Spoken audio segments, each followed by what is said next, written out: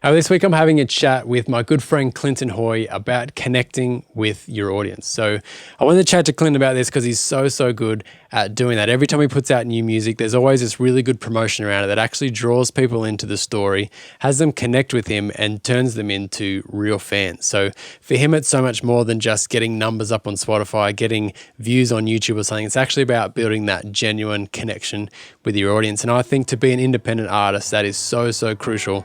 They're the people that are going to be funding your music career. They're the people that are going to be turning up to your shows and buying your music and that sort of thing. So we're going to have an interview with Clinton Hoy today. Let's flick to that right now.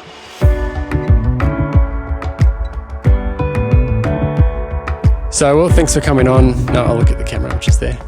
Thanks for coming on today, Clinton. I'm excited to have a chat with you because I just love the way you go about your kind of connecting with your audience. I guess you obviously put thought into your strategies around your marketing and getting in front of an audience. So that's what I'd love to chat to you about today. But welcome to the podcast. Thanks for coming on today. No, thanks for having me, Craig. So you've just released a new album. Let's start with that. That's pretty exciting. Is that something that's been in the works for a while? Yes and no, I guess. There's always something in the works in my music world. I probably wanted to do another album by now. So Bones Volume 2 is just like a 5-track EP. Yeah. So this is probably the bridge to the next thing. I don't know. I thought that I would have more creative time in lockdown, but that hasn't materialised. So I didn't want to push it and do something substandard. But I set a challenge to myself to write some songs without all the production bells and whistles and 20 layers of instruments. And that's why it's called Bones, just to see if I could strip some songs back and get a good result. Leave it nice and raw. That's awesome. I think it's because you've got kids. So all of my single friends have been complaining about being bored, and I'm like, what are you talking about? Yeah, I was trying not to blame the kids, just in case they see this one day. Fair enough. Or maybe let's just notice the kids and not blame the kids. Yeah. No, I mean, yeah, that's obviously where I want to spend my time. And I've always 100%. Believed, you spend your time wherever you want. So There's no point in saying I want to do one thing and then complaining that you didn't get it done because you chose to do something else. Like, you choose where you spend your time most of the time, I believe. Yeah, that's fair. That's very wise. Well, let's chat about, this is good timing probably for you then, if you've just released something and you're wanting to put it out in front of people. So what are some of the main strategies that you are going into with this album? And I guess, like, just a question maybe even before that is, like, how crucial do you think it is now that you've released something to actually get it in front of audience and not just so they hear it, but so they connect with it?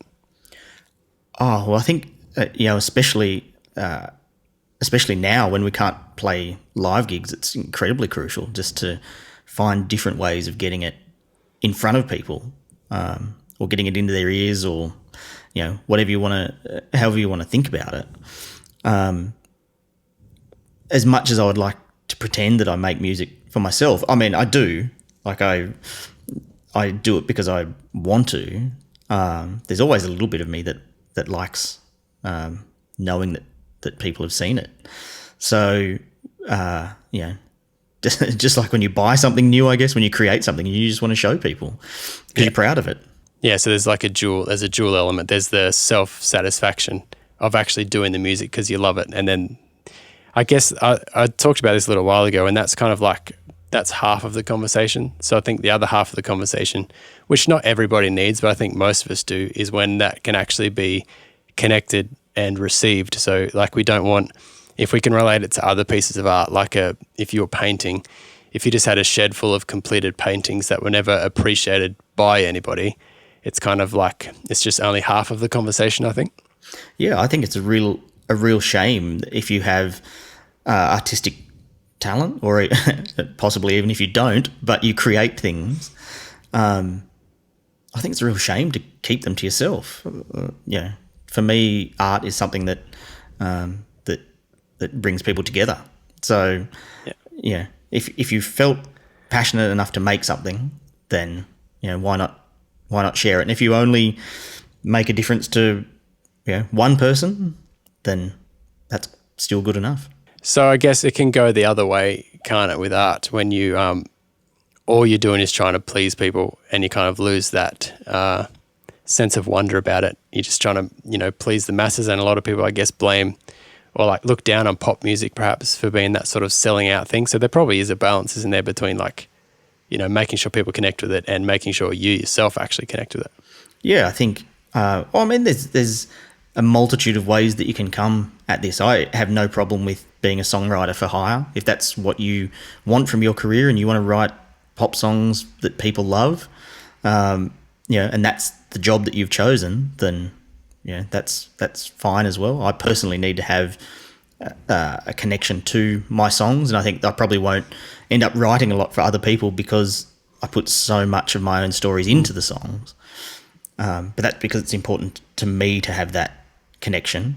But I don't think that I write about things that are so foreign to people that they wouldn't be able to understand what I'm talking about. Yeah. I think that's good songwriting, when you can be tell your own stories, but they can still be somewhat interpreted by the other person as well, which is cool. So yeah, like I said before, this is probably good timing for you because your headspace right now is, how do I actually get this out in front of people? So what are some of the things that you've learned from previous experiences and to kind of formulate your strategy for this release? I guess I've learned that you can't just throw music out into the world and expect that people will pick it up of their own volition all of the time. I compared it once to like, picking a drop of water out of the ocean. There's just so much music out there. So I think you have to be active about it, and you have to, you have to put your personality into it. I'm not a great salesman, I don't think, but I just try and come up with strategies, I guess, that seem like something that I would do personally. If I was sitting down talking to a friend and saying, I wouldn't go, hey, so what's been happening? I've got a new song on Spotify and you can download it right here. We'd talk about why I made the songs and the story behind them. And maybe if I was talking to musician friends, I would talk about how you play the songs.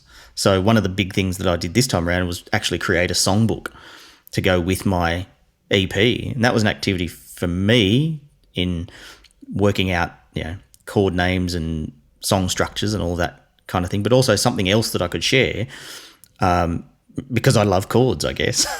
Any of my bandmates will tell you. So I really just wanted to do things that, especially with, not the time that I used to have, do things that felt natural to me, but also allowed me to share my music. Yeah, right. So kind of in a way that you would appreciate receiving it, I guess. If it was somebody else's music, you think like a songbook would be awesome. Like you would connect with it that way. Is that kind of what you're saying? Yeah, definitely. And it has to be fun. Like I can't do it as purely marketing. I definitely have to think about whether I would like that experience from the fan side. If it's, I feel like I'm not an island as a music consumer. So if it's something that I would like, then there's a fair potential that some other people might like, to know that as well. And that's all part of nailing what your specific audience is. There's a lot of trial and error goes into that. But I think if you are natural, then that's the first place to connect.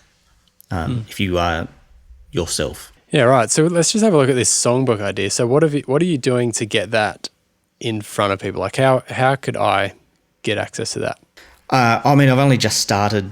I got them made up as photo books and they turned up the other day. So my first promo idea was basically just to jam all of the things that I've made in the last month. So the CD and a coffee mug and songbook and I don't know, there was something on a t-shirt, and just jam them all in one video and sort of make a bit of fun of, hey, this is me, look at me, I'm promoing, I'm for sale, and you can see everything that I've got. So I just had a bit of a flick through it. But over the next couple of weeks, I'll do some videos where I walk through how to play the songs and show that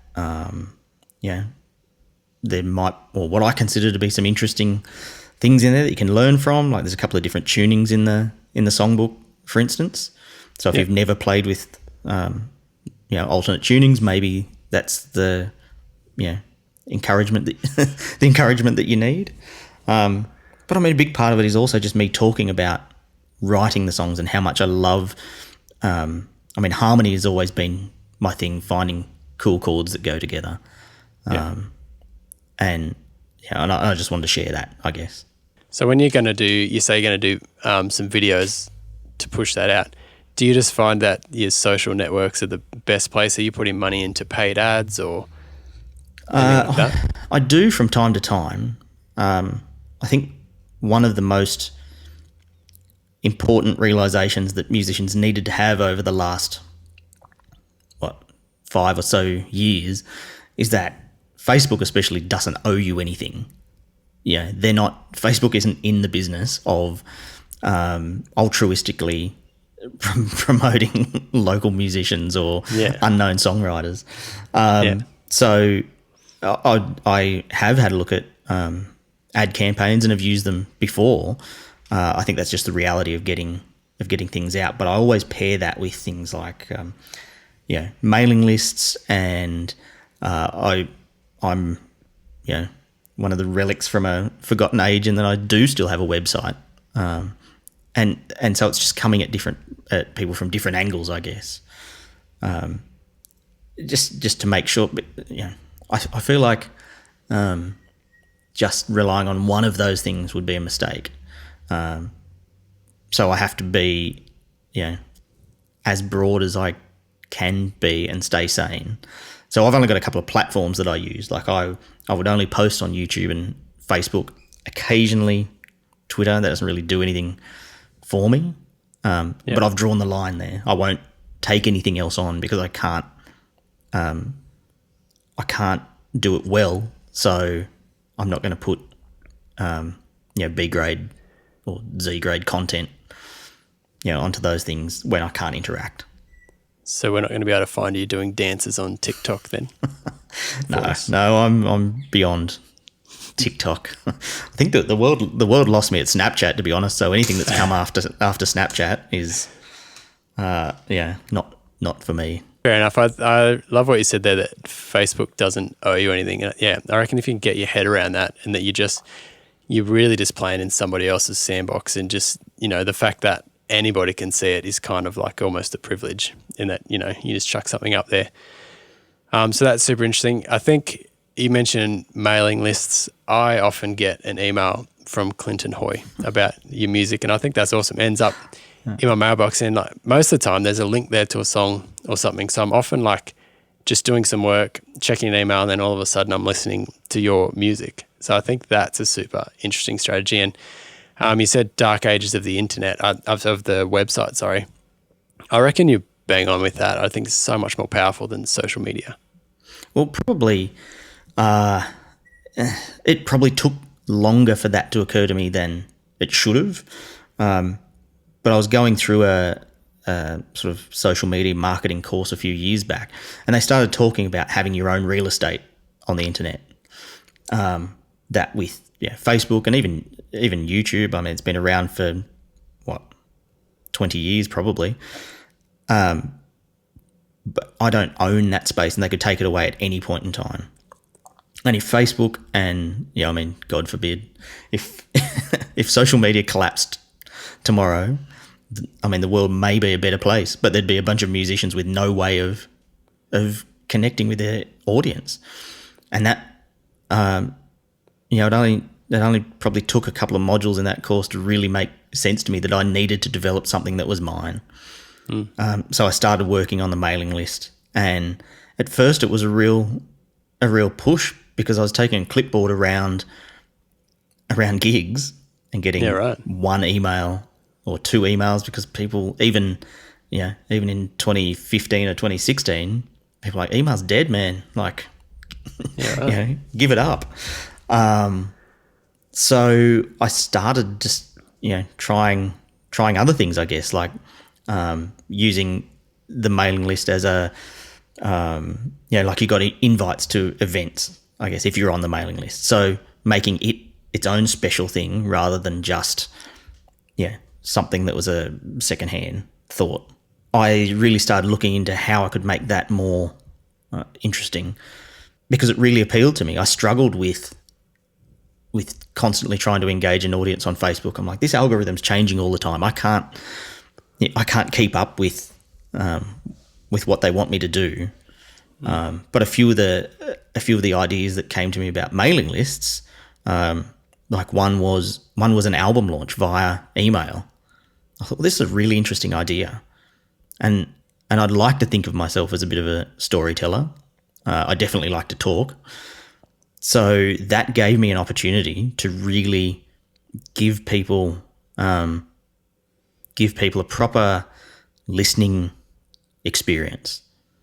And it wasn't something like Spotify where, don't get me wrong, I love Spotify. I listen to it most of the day. But, I want people, and I think we should all want people to be intentional when they listen to our music. Like, that's the goal, is that you choose to listen to someone's music, and you look up the lyrics, and you maybe look up the tabs if you're a guitarist or something, and you want to learn more about the music. And to me, that connects back to the glory days of the mid '90s when I would buy a CD and sit there and look through the liner notes. Like, that was an immersive experience. And I know that we have so much more to fight against these days, so many more things to take our attention. But to me, like, as a music listener, that was paradise. Sitting on a beanbag with a CD blaring, looking at the art and the liner notes, and even reading, like, I used to read the thank yous, as part of that experience, because I felt like it gave me a real sense of what I was listening to. So for you in that, so if you're giving away songs on your email, obviously you've got them up on Spotify, you'd want to be ticking over your streams and all those sort of things. But when you're pushing it out through an email and it doesn't count as a stream, do you feel like for you the connection that they're going to get in that format kind of trumps that number on a streaming platform? Oh, absolutely. Like, somebody connecting with a song and sending me a reply is worth way more than half a cent. Yeah. That I'll get from a streaming royalty. Yeah. And to me, without sounding cynical, I see those songs as basically advertising for live gigs and just opportunities to connect, I guess. So, whether it's the first song I send you or the fifth song, whichever leads to us having conversation or having some kind of connection, that's what I'm ultimately after. I don't, maybe I would care more if I had a song that was getting 1 million streams, but I guess I don't. They're all just, I see them as advertisements for my creative pursuits. Yeah, I think that's a super interesting point, because you're exactly right. Those connections that you're making with fans, whether that's like 5, 10 or 50, they're the people that are actually going to pull out their wallet and buy something when you've got something for sale. So whether that's your CD or your T-shirt or your new photo book that you've got there, or a ticket to a show or something, that's kind of your engaged audience once they've actually connected with you, kind of vibed your story or whatever, like got into the details of what the song's about. So I completely agree with you when, it's great if we can spike an algorithm and get to a bunch of strangers, but it's far more powerful to have like a few actual connected fans that become friends, because they're just totally invested in your music, and it's just going to be so much easier to actually get some of that return on investment with actual people, like fans, rather than just numbers somewhere. And this might be me holding on to the olden days, but I think the first band that I ever saw, the first huge band that I saw live was Pearl Jam. And even before I saw them, like, I was right into the story. Like, this is, pre-internet, so it's all pre-internet coming to Dubbo at least. So some of the stories were, off TV or, rumors spread by friends. But yeah, I wasn't even thinking about money. I just wanted to be part of what they were, what they were doing. Like I was almost fanatical about it. And then when I got to see them live, it just cemented everything. So I never felt like I was being sold to. I mean, obviously I was, because they're in the music business, and that's what a business does. Yeah. But I always felt like it was a genuine, albeit one-way connection. Yeah. And it made such an impact on my life that I'm still a fan 30 years later. So, and never once have I thought, oh, here we go, they're trying to get my money. Yeah.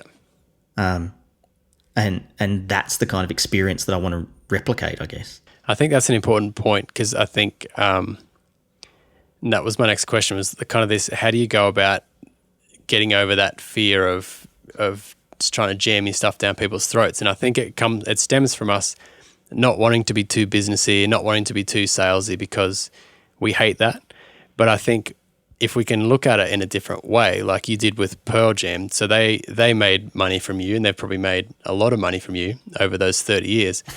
But because you got value in return, because it actually meant something to you, it moved you, it triggered emotions that were good, then that value you got, I'd imagine, was worth paying for. In that case, it's still a sale, but it's like, it's just a trade-off of value, which is how I think business should be. Yeah. And if we can look at it that way, then it's not as scary. So in saying that, when you're pushing your music out, how do you go about getting over that sort of fear in your head that says, oh, people don't want to be sold to? Well, I think sort of what you've alluded to there about it being more of an exchange than a sale is crucial. I have to feel like that if somebody is giving me money, that I'm giving them, so much more value in return. It's easy to lean on your friends and family when you're starting out, and they'll probably support you because, they see that you're passionate and they want to, and they want to support you. But by the time you're playing your 5th or 10th show and you're asking, people that may not really like what you're doing to keep paying $20 or $30 for a ticket, then I feel like you've started wearing out your welcome. And this is where I guess, you feel dirty talking about it, about music as a product sometimes. And it's still that hangover of don't be a sellout, don't trade in on that kind of thing. And maybe a little bit of guilt thinking that, music's so much fun that you should be doing it for free. Yeah. But I think you have to get to a point where you're going, whatever people are buying from me needs to have so much value that they'll stick around for the story. Like, I don't want to just be a CD on a shelf. I don't want to be a T-shirt in someone's cupboard. I actually want to be part of someone's life, I guess. And, and if I can make that connection good enough, then they can be part of mine as well, which is something that, these bands, I guess, didn't get in the 90s, possibly. I think you've absolutely nailed it, that it has to be about that connection. So I think, I'd imagine we're never going to find you on Facebook or somewhere just saying, listen to my new song, without actually like throwing them something and giving them some opportunity to actually connect with it. And that's going to be the thing that makes them fans of Clinton Hoy, which I think is awesome. And because I think we just see that too much, where we're like, not only does Facebook owe us, but the world owes us. We've just recorded this song. It's awesome. Everyone just should be listening to it. So we chuck up a post that says, new single out now. And we expect that without any story, that someone's just going to go, oh, exactly what I wanted to do right now.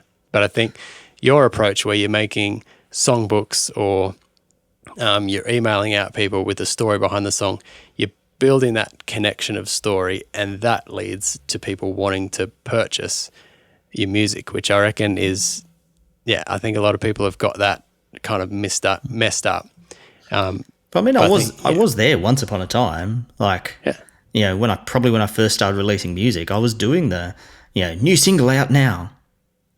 Yeah. But deep down, I felt like I wanted to say more. Probably at that time, Facebook even limited what you actually could say. Clinton is releasing a single today. So that really came from me wanting to say more, I guess. And I did get that idea of why should someone listen to me? Yeah, I'll put out a song. Yeah, good on you. Pat on the back. Yeah. But no one's waiting for it. Yeah. And to this day, I struggle with like pre-save campaigns and pre-release campaigns and that sort of thing because, who's actually waiting for this? Yeah. I think the only people that are waiting for it are the people that you previously connected with, to be honest. So maybe you did something with your previous recordings that built that connection, and now they are actually hanging out. I know, like, I'm just a massive fan of Imagine Dragons, so watching all their stuff over the last couple of months, going, just give me this album, because they've already done the groundwork with me. Yeah. Previous stuff. Well, I mean, but the biggest missed opportunity in all of that is that people put out their record, and then 3 people stream it on the first day, and they go, "Oh, that was a waste of time.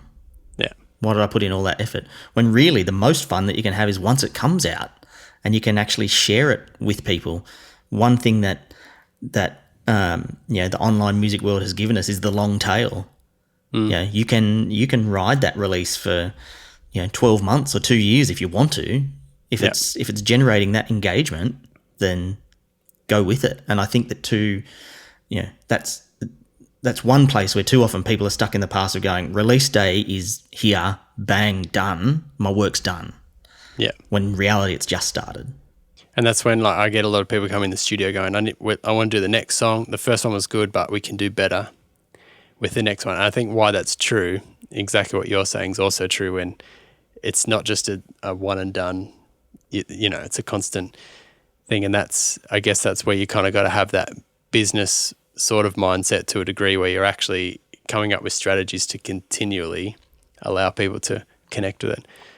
Which something like you do is great with your monthly newsletter. So every time your name ends up in my newsletter, in my email address, I go, oh, I could listen to some more of Clinton today, rather than just waiting for your next release. And I know that's true because I can see that you open the emails. So I think it's important to know what your audience is doing. Like, if you weren't opening my emails, then it would be painful for me to keep sending them to you. Yeah. Yeah. I don't need to have 200 people on my email list that don't open something. Yeah. And that's again all about finding your audience, I guess. So just quickly before we finish up, just on the email, you said you used to go around. Well, first of all, I just think email is absolutely the best thing, and every artist should have a website and an email list, because it is, like you mentioned, they're the people that are actually connected, because they can't get on that list without actually giving you the email address. So if you just want to send someone to Spotify could suggest it to them. They could listen to it and not care, or just click on it because you told them to, and then it's said and done. But if they're on your email list, they've actually made some sort of effort to be there. So I think that's your warmest lead. So you used to start with a clipboard going around to gigs. What's the number one way now that you get people onto that email list? A big winner a couple of years ago was that online album launch. Yeah. It was really the exclusive access. Yeah, like in a month's time, I'm going to have a record out, but I want to tell you the story behind it. So if you sign up now, then you can walk with me through, not only the experience of making it, but get stories. And I think in that initial one, I included videos from around my hometown, just as a get to know me kind of thing. That had a really good reaction. So I think there's many ways that experience can be repeated. That was very valuable. And another one was so it's all about exclusives, I guess. The other one was exclusive gigs. So, Yep. you can see anyone on Facebook as you scroll past, or, look it up on YouTube at a later date. But if you're on my list, you get an invite to a Zoom gig or a, StreamYard show or something like that, then, that's the only way you can get a ticket, or the only way that you can get in is via the email list. So it's like it's incentive based, basically, like and exactly the same as exchanging money for music. You're going, well, give me your email address, and in exchange you can have all these things, which are way better than me just having your email address.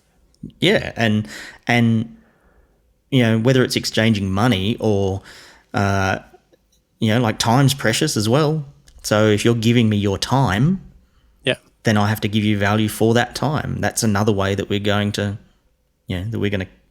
connect and develop this develop this career of mine.